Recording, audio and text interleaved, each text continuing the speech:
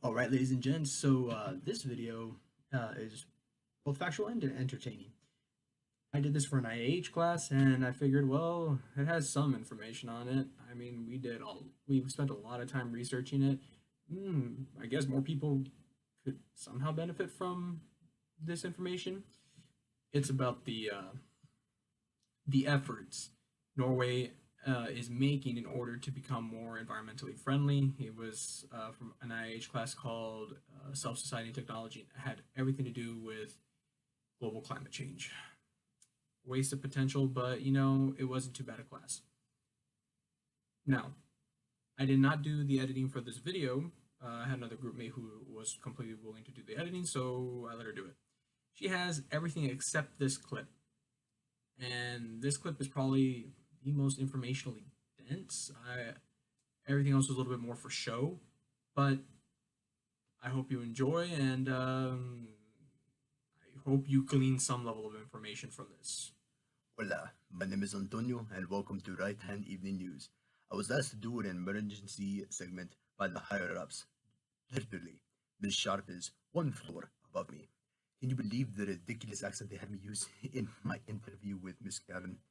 It was ridiculous. But now I have free reign and I shall take advantage.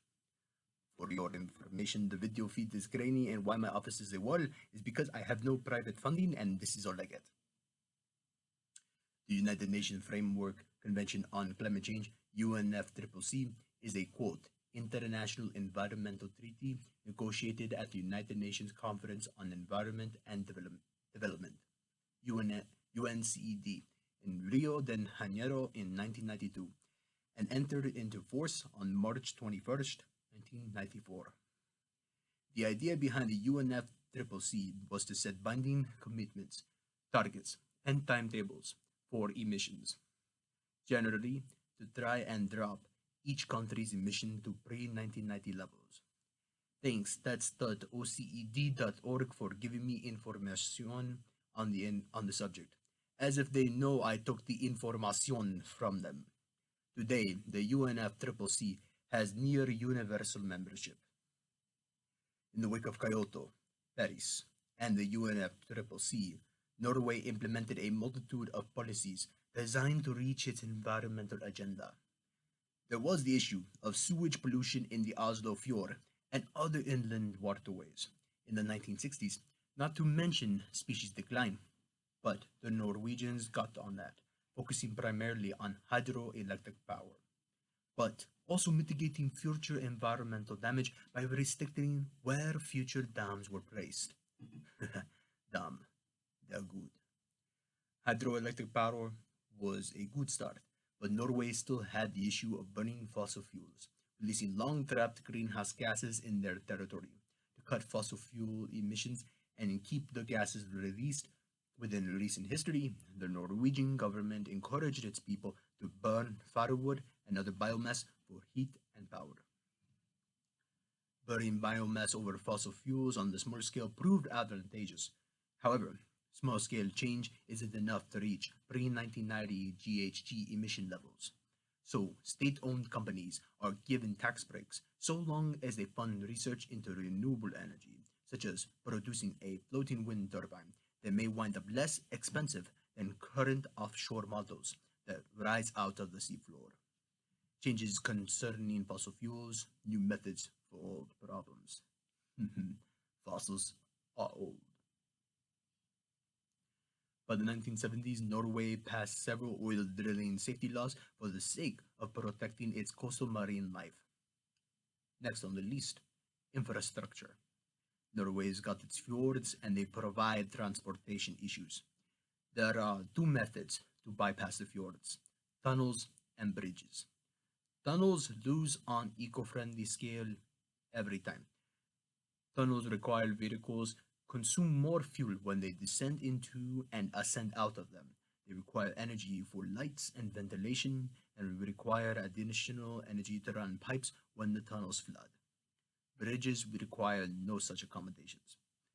There is a little irony, however. Tunnels win when it comes down to mountains. Going through the mountain is far more efficient than winding up or down a steep mountain slope. let's get back to clean technology. Electric companies never got past the use of turbines to produce electric power. An electric turbine generally works as follows. There is a large water source beneath the turbine. The water source is heated, producing steam, and the steam turns the turbine, producing electricity. There are variations that consist of using liquid water to turn the turbine. This is where Norway's state electric companies hope to build up on their renewable energy capacity. Salt power is a method in which osmotic pressure is harnessed to turn a turbine. Both fresh water and salt water are trapped at the mouth of rivers and fjords. Then the water is redirected to tanks on both sides of a semi-permeable membrane.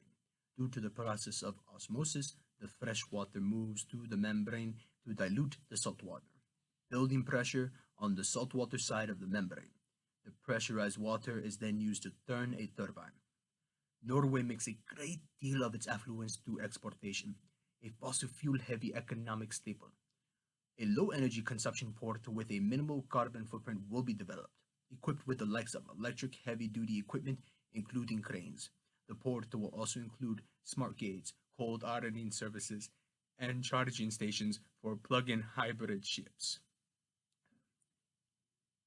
In the public sector, Norway plans to ban fossil fuel burning vehicles by 2025.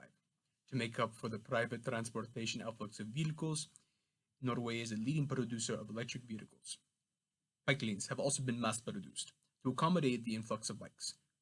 Norway also has state-owned bike rental shops, a popular choice as the public use bikes are not targets for theft compared to their privately owned counterparts.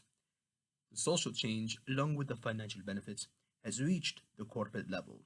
As of 2017, 70% of Norway's office buildings are BREEAM NOR certified. For your information, BREEAM Norway is a national modification of the British BREEAM, Building Research Establishment's Environmental Assessment Method, an organization set on promoting, certifying, sustaining sustainable buildings. Thank you for watching the Right Hand Evening News. My name is Antonio, and I hope you have a great